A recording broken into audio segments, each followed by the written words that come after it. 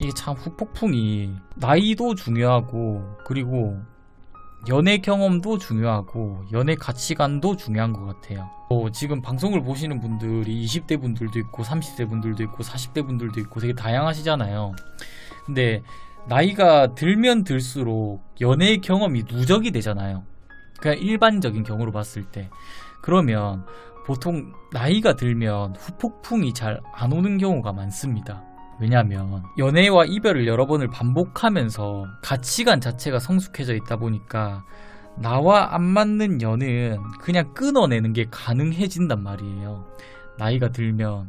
근데 사실 이게 그런 분들도 있어요. 진짜 너무 사는 게 바빠가지고 연애를 못하다가 이제 30대 초중 후반 이때 연애를 딱 시작해가지고 후폭풍이 오는 경우도 있어요. 근데 이런 경우는 극히 드물다는 거죠. 일반적으로 봤을 때 거의 대부분 이제 나이가 들면 어느 정도 연애 경험이 누적이 되어 있고 이런 것들을 바탕으로 연애 가치관이 만들어져 있기 때문에 본인이 생각을 했을 때 이 사람은 아닌 것 같다라고 생각이 들면 끊어내는 게 가능할 나이예요. 최선을 다하면 후폭풍이 안 온다라는 말의 궁극적인 의미는 최선을 다했다라는 거는 내가 이 사람한테 할 수 있는 걸 다 해봤다는 얘기고, 할 수 있는 걸 다 해봤지만 이 사람은 내가 생각하는 대로 바뀌지 않았기 때문에 나 스스로가 이 사람을 포기한 것, 나 스스로가 선택한 거기 때문에 후폭풍은 올 수가 없다가 정확한 것 같아요. 근데 이제 사람마다 다르겠지만 제가 후폭풍 얘기를 하면 제가 자꾸 나이 얘기를 하는 이유가 뭐냐면,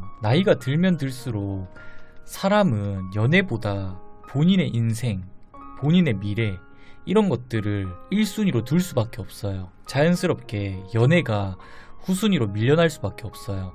근데 저도 그래요. 여러분들은 어떻게 생각을 하시는지 모르겠지만 저는 연애를 해도 연애보다 중요한 것들이 많고 지켜나가야 되는 것들이 많고 유지해야 되는 것들이 많아요. 그래서 연애를 하지만 온전히 내 인생의 모든 걸 연애에 다 쏟을 수가 없어요. 근데 이게 나이가 들면 들수록 이 연애에 쏟는 비중이 조금씩 줄어든다는 거죠. 근데 이 비중이 줄어들다 보니까 상대적으로 이별을 했을 때 후폭풍이 올 확률이 작을 수밖에 없는 거예요. 내가 정말 이 사람 하나만 보고 연애를 했다면 헤어졌을 때 정말 힘들 텐데, 연애를 하면서 내가 지켜야 하는 것들, 내가 유지해야 되는 것들을 어떻게든 같이 붙들고 가니까 헤어지면 힘들기는 하지만 내가 버티고 일어설 수 있는 거예요. 그러니까 진짜 옛날에 좋아하는 감정 하나만으로 연애가 올인이 가능했던 시절에는 진짜 후폭풍이 세게 왔어요. 왜냐면 그때는 그 사람 하나만 보고 연애를 했으니까. 근데 나이가 드니까 있잖아요, 내가 지켜나가야 하는 것들, 유지해 나가야 하는 것들, 내가 책임져야 될 것들이 많다 보니까 누군가랑 헤어지면 분명히 힘든 건 맞지만 어쩔 수 없이 이 사람이 없는 삶을 살아가야 되고 버텨야 되는 게 현실이다 보니까 후폭풍이 와도 그렇게 예전처럼 깊숙이 엄청 아프게 오지는 않는 것 같아요.